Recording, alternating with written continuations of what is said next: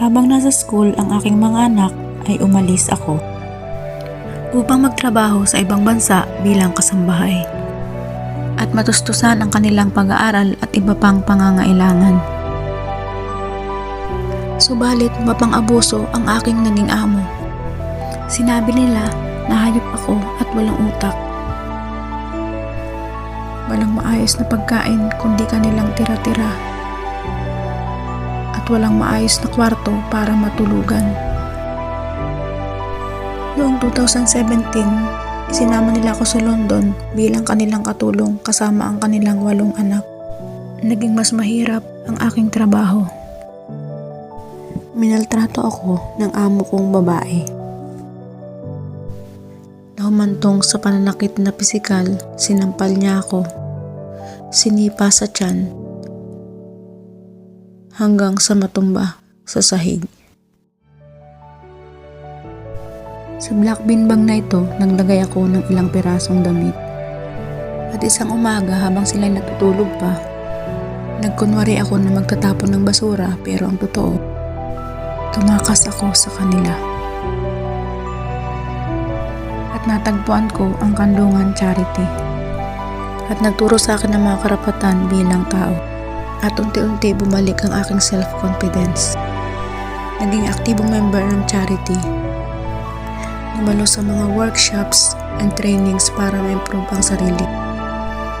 Sumali sa mga protesta at sumisigaw ng karapatan ng mga domestic workers. Hindi kami mga alipin, kami ay mga manggagawa. Humihingi ng pantay na karapatan. Naging volunteer din ako ng Kanlungan Charity COVID Response Project. Nagdi-deliver ng mga pagkain at gamot sa mga nag-positive sa COVID-19 at sa mga nawala ng trabaho.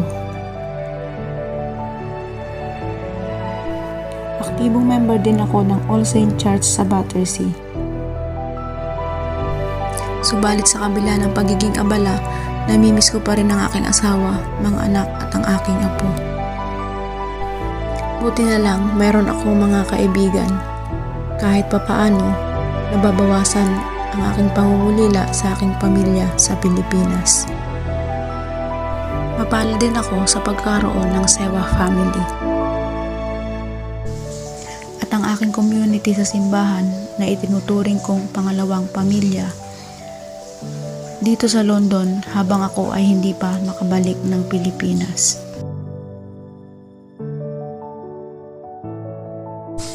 Naging matatag at matapang ako dahil sa kanila. Alam ko na ngayon kung paano ipaglaban ang aking karapatan.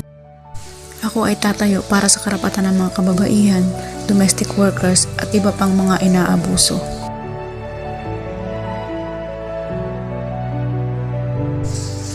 Ipagpapatuloy ko ang pagiging boses ng mga takot magsalita dahil sa kanilang mga masamang karanasan.